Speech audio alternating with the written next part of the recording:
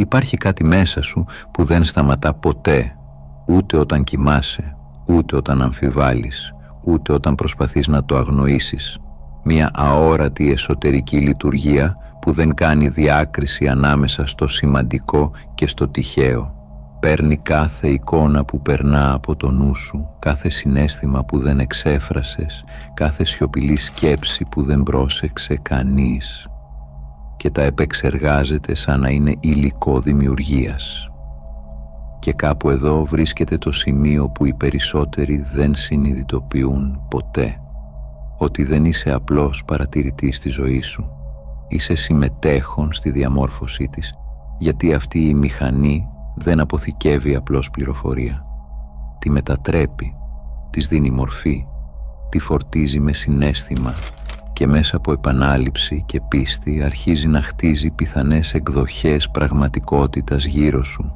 Οι περισσότεροι άνθρωποι ζουν με την αίσθηση ότι η ζωή τους απλώς συμβαίνει, ότι τα γεγονότα έρχονται απ' έξω, ότι οι συνθήκες είναι ανεξάρτητες από αυτούς, ότι η κατεύθυνση είναι κάτι που δεν ελέγχουν πραγματικά. Αλλά αυτό είναι μία μισή αλήθεια. Η βαθύτερη πραγματικότητα είναι πιο λεπτή και πιο ισχυρή. Η ζωή δεν συμβαίνει απλώς σε εσένα. Συμβαίνει μέσα από εσένα. Μέσα από το πώς βλέπεις. Μέσα από το τι περιμένεις. Μέσα από το τι επιτρέπεις να γίνει πιθανό στο εσωτερικό σου πεδίο. Και στο κέντρο όλου αυτού του μηχανισμού βρίσκεται κάτι που οι περισσότεροι υποτιμούν. Η φαντασία. Όχι σαν παιδικό καταφύγιο. Όχι σαν διαφυγή από την πραγματικότητα, αλλά σαν το πρώτο στάδιο της ίδιας της πραγματικότητας. Ένα εσωτερικό περιβάλλον όπου η ζωή δεν αντιγράφεται, αλλά ξεκινά να σχηματίζεται.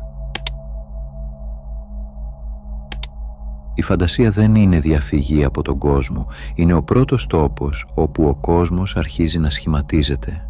Πριν κάτι εμφανιστεί έξω σου ως γεγονός, πριν πάρει μορφή, πρόσωπα, καταστάσεις και συνέπειες, έχει ήδη υπάρξει μέσα σου. Όχι σαν ιδέα απλώς, αλλά σαν εικόνα που έχεις επιτρέψει να ζει επαναλαμβανόμενα στο εσωτερικό σου πεδίο. Και αυτό είναι το σημείο που οι περισσότεροι δεν προσέχουν ποτέ. Ζουν μέσα σε μία συνεχή εσωτερική προβολή, χωρίς να συνειδητοποιούν ότι συμμετέχουν σε αυτή. Ξαναπαίζουν στο μυαλό τους παλιές εκδοχές αποτυχίας. Ανακυκλώνουν φόβους που δεν έχουν συμβεί ακόμα. Διατηρούν σενάρια που μοιάζουν ρεαλιστικά, απλώς επειδή τα έχουν συνηθίσει. Και μετά αναρωτιούνται γιατί η ζωή τους δεν αλλάζει. Αλλά η απάντηση δεν είναι έξω από αυτούς. Είναι μέσα στο ίδιο το υλικό που επαναλαμβάνεται σιωπηλά στο εσωτερικό τους. Γιατί η φαντασία δεν λειτουργεί με ηθική κρίση. Δεν ξεχωρίζει το καλό από το κακό, ούτε το θετικό από το αρνητικό. Δεν έχει φίλτρο επιθυμίας.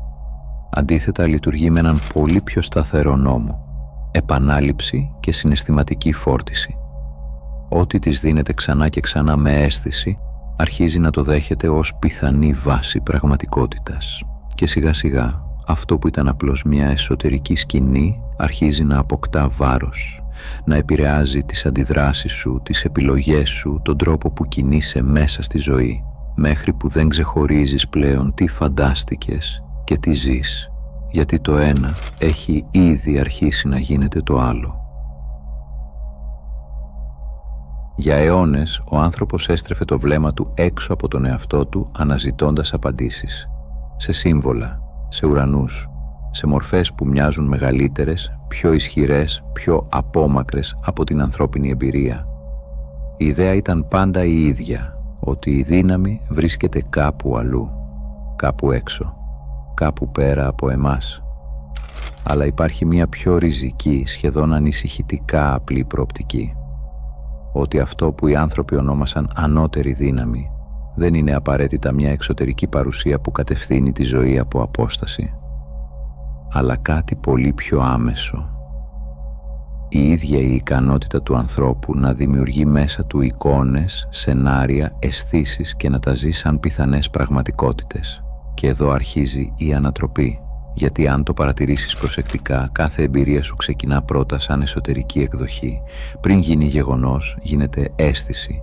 Πριν γίνει αποτέλεσμα, γίνεται προσδοκία. Πριν γίνει εξωτερική ζωή, γίνεται εσωτερική κατεύθυνση. Και αυτό το πεδίο, όπου όλα ξεκινούν χωρίς να φαίνονται ακόμα, είναι αυτό που ονομάζουμε φαντασία, όχι σαν παιχνίδι του νου, όχι σαν τυχαία σκέψη που περνά, αλλά σαν το αρχικό σημείο κάθε εμπειρίας που θα ακολουθήσει. Δεν είναι μαγικό με την επιφανειακή έννοια, είναι θεμελιώδες, γιατί εκεί μέσα σε αυτό το εσωτερικό περιβάλλον αποφασίζεται σιωπηλά τι θεωρείς πιθανό, τι θεωρείς αληθινό και τελικά τι θα αρχίσει να εκδηλώνεται ως ζωή σου. Η ζωή που βλέπεις έξω σου δεν είναι τυχαία, δεν είναι ένα χαοτικό σύνολο γεγονότων που συμβαίνουν χωρίς σύνδεση, είναι αντανάκλαση, ένας καθρέφτης που δεν δείχνει απλώς αυτό που συμβαίνει τώρα, αλλά αυτό που έχει σταθεροποιηθεί μέσα σου ως εσωτερική πραγματικότητα. Κάθε συναίσθημα που επιστρέφει ξανά και ξανά. Κάθε εικόνα που αναπαράγεις χωρίς να το σκέφτεσαι. Κάθε αλήθεια για εσένα και τη ζωή που ποτέ δεν αμφισβητείς πραγματικά, λειτουργεί σαν σπόρος. Και αυτός ο σπόρος δεν μένει ποτέ αδρανής. Κάπου με κάποιον τρόπο αρχίζει να οργανώνει την εμπειρία σου γύρω του. Όχι με τρόπο άμεσο ή προφανή, αλλά σταδιακά, σιωπηλά, μέσα από επιλογές, αντιδράσεις, συναντήσεις, ακόμη και συμπτώσεις που αρχίζουν να ευθυγραμμίζονται με αυτό που ήδη κουβαλάς μέσα σου. Και η πραγματικότητα, με ακρίβεια σχεδόν μηχανική, αντανακλά αυτόν τον εσωτερικό σπόρο πίσω σε εσένα. Αλλά εδώ βρίσκεται το σημείο που αλλάζει τα πάντα. Η ζωή δεν αντανακλά αυτό που λες ότι θέλεις. Δεν αντανακλά τις στιγμιαίες επιθυμίες σου. Αντανακλά αυτό που έχεις αποδεχτεί ως δεδομένο. Αυτό που δεν αμφισβητείς πια. Αυτό που νιώθεις έτσι είναι τα πράγματα για μένα. Αυτό που έχει γίνει τόσο οικείο που δεν το εξετάζεις καν. Και εκεί ακριβώς χτίζεται η πραγματικότητά σου, όχι στις προθέσεις σου, αλλά στις σιωπηλές σου βεβαιότητες. Κάθε άνθρωπος ζει μέσα σε κάτι που σπάνια παρατηρεί. Μια σιωπηλή, σταθερή υπόθεση για τον εαυτό του και τη ζωή. Δεν είναι κάτι που το σκέφτεσαι συνειδητά. Δεν είναι απόφαση της στιγμής. Είναι περισσότερο σαν ένα υπόβαθρο που τρέχει συνεχώς πίσω από κάθε σκέψη, κάθε επιλογή, κάθε αντίδραση. Μια αόρατη πεποίθηση για το ποιος είσαι πραγματικά, για το τι σου αναλογεί, για το τι είναι ρεαλιστικό να συμβεί στη δική σου ζωή. Και αυτή η υπόθεση λειτουργεί σαν φίλτρο. Δεν σου δείχνει τον κόσμο όπως είναι. Σου δείχνει τον κόσμο όπως ήδη πιστεύεις ότι είσαι μέσα του. Γι' αυτό και είναι πιο ισχυρή από κάθε στόχο που μπορείς να θέσεις. Γιατί ένας στόχος ζει στην επιφάνεια της πρόθεσης. Αλλά η υπόθεση ζει βαθιά μέσα στην ταυτότητα. Δεν είναι αυτό που λες ότι θέλεις να γίνεις. Είναι αυτό που σιωπηλά αισθάνεσαι ότι ήδη είσαι. Και εδώ γίνεται η πραγματική μετατόπιση. Η φαντασία δεν ακούει τις λέξεις σου. Δεν επηρεάζεται από δηλώσεις ή επιβεβαιώσεις που δεν έχουν ρίζα. Αντίθετα, ανταποκρίνεται στην εσωτερική σου ταυτότητα. Στο ποιος νιώθεις ότι είσαι όταν δεν προσπαθείς να είσαι τίποτα. Και εκεί, σε αυτό το αθόρυβο επίπεδο ύπαρξης, αρχίζει να οργανώνει τις εικόνες, τις εμπειρίες και τις πιθανότητες που θα γίνουν η εξωτερική σου πραγματικότητα. Οι περισσότεροι άνθρωποι εγκλωβίζονται σε έναν κύκλο που δεν αναγνωρίζουν. Προσπαθούν να αλλάξουν τη ζωή τους, ενώ ταυτόχρονα κρατούν αναλύωτο αυτό που τη δημιουργεί από μέσα. Θέλουν νέο αποτέλεσμα, αλλά συνεχίζουν να λειτουργούν με την ίδια εσωτερική εικόνα. Και εδώ εμφανίζεται η σύγκρουση. Γιατί η ζωή δεν ανταποκρίνεται στην επιθυμία ως ιδέα. Ανταποκρίνεται στο μοτίβο ως πραγματικότητα. Δεν μπορείς να αλλάξεις την κατεύθυνση του εξωτερικού κόσμου αν το εσωτερικό σου σύστημα συνεχίζει να παράγει το ίδιο σήμα. Η πραγματικότητα δεν αντιγράφει αυτό που θέλεις στιγμιαία. Αντιγράφει αυτό που επαναλαμβάνεις. Αυτό που επιστρέφεις ξανά και ξανά μέσα σου χωρίς αντίσταση. Αυτό που γίνεται οικείο, αυτόματο, σχεδόν αόρατο, και κάπου εκεί αρχίζει να διαμορφώνεται το μέλλον σου, όχι από μία σκέψη, αλλά από τη συνέπεια της ίδιας σκέψης. Αν μέσα σου επαναλαμβάνεται ο φόβος, η εμπειρία σου αρχίζει να οργανώνεται γύρω από τον φόβο. Αν επαναλαμβάνεται η αίσθηση ασφάλειας, η ζωή αρχίζει να ανταποκρίνεται σε αυτή τη σταθερότητα, όχι επειδή το ζήτησες, αλλά επειδή αυτό έχεις καταστήσει φυσιολογικό μέσα σου. Και η φαντασία, χωρίς αντίσταση, ακολουθεί αυτή τη σταθερή εκπομπή σαν να είναι ο μόνος διαθέσιμος δρόμος. Όταν κάτι αλλάζει μέσα σου, δεν υπάρχει άμεσος καθρέφτης στον εξωτερικό κόσμο. Δεν συμβαίνει μία ξαφνική μετατόπιση όπου όλα γίνονται διαφορετικά σε μια στιγμή. Αντίθετα, ξεκινά κάτι πιο λεπτό, πιο αθόρυβο, μία αλυσίδα γεγονότων που αρχίζει να ξεδιπλώνεται χωρίς να φαίνεται αρχικά η σύνδεση. Μικρές αλλαγές που δεν δίνουν εντύπωση σημαντικού. Συμπτώσεις που μοιάζουν τυχαίες. Συναντήσεις που δεν περίμενες. Καθυστερήσεις που στην αρχή φαίνονται εμπόδια, αλλά αργότερα αποκαλύπτουν νόημα. Και αν τα κοιτάξεις αποσπασματικά, όλα μοιάζουν χαοτικά. Σαν η ζωή να μην έχει σταθερή κατεύθυνση. Όμως από μία βαθύτερη οπτική, αυτό δεν είναι χάος. Είναι ευθυγράμμιση σε εξέλιξη. Γιατί όταν αλλάζει η εσωτερική σου κατάσταση, δεν επιβάλλεται στο εξωτερικό περιβάλλον με άμεσο τρόπο. Το περιβάλλον αρχίζει να αναδιοργανώνεται γύρω της, βήμα-βήμα, συνθήκη με συνθήκη. Η ζωή δεν αντιστέκεται σε αυτή την αλλαγή. Δεν την μπλοκάρει, την επεξεργάζεται. Και σιγά σιγά δημιουργεί μια γέφυρα γεγονότων που συνδέει αυτό που ήσουν με αυτό που αρχίζεις να γίνεσαι, μέχρι να γίνει φυσική η μετάβαση. Όταν αρχίσεις να καταλαβαίνεις ότι η φαντασία δεν είναι παθητική λειτουργία, αλλά δύναμη που διαμορφώνει τις τάσεις της εμπειρίας σου, κάτι βαθύ αλλάζει στον τρόπο που βλέπεις τον εαυτό σου. Δεν μπορείς πια να στέκεσαι μόνο ως παρατηρητής των γεγονότων, γιατί αρχίζεις να αντιλαμβάνεσαι ότι συμμετέχεις στη γέννησή τους. Και εκεί η αφήγησή του «μου συμβαίνει η ζωή» αρχίζει να χάνει έδαφος, όχι με βία, αλλά με κατανόηση. Πάβεις να βλέπεις τον εαυτό σου ως θύμα των συνθήκων, ως κάποιον που απλώς αντιδρά σε έναν εξωτερικό κόσμο που δεν ελέγχει. Και αρχίζεις να βλέπεις κάτι πολύ πιο σοβαρό, αλλά και πιο απελευθερωτικό. Ότι κάθε εσωτερική σου κατάσταση δεν είναι απλώς συναίσθημα ή σκέψη. Είναι ενεργή δημιουργία σε εξέλιξη. Μια αόρατη κατεύθυνση που ήδη χαράζει πιθανές εκδοχές του αύριο σου. Και αυτό δεν έρχεται για να σε βαραίνει. Δεν είναι μια ευθύνη με την έννοια του ελέγχου ή της πίεσης. Είναι μια ευθύνη συνείδησης, γιατί πλέον συνειδητοποιείς ότι τίποτα μέσα σου δεν είναι ουδέτερο. Κάθε επαναλαμβανόμενη σκέψη, κάθε ανεξέλεγκτη εικόνα, κάθε συναίσθημα που αφήνεται να κυριαρχήσει χωρίς επίγνωση, γίνεται μια μικρή αλλά πραγματική κατεύθυνση προς το μέλλον που διαμορφώνεις. Η αλλαγή δεν έρχεται ποτέ με τον τρόπο που την περιμένεις. Δεν ξεκινά τη στιγμή που τα εξωτερικά δεδομένα αρχίζουν να μετακινούνται. Δεν γεννιέται όταν κάτι επιτέλους συμβεί. Η πραγματική αλλαγή ξεκινά πολύ νωρίτερα. Ξεκινά στο σημείο που πάβεις να δίνεις ενέργεια στο παλιό εσωτερικό σενάριο. Σε εκείνη τη σιωπηλή στιγμή όπου σταματάς να το πιστεύεις όπως πριν. Γιατί το παλιό δεν σε κρατάει επειδή υπάρχει έξω σου.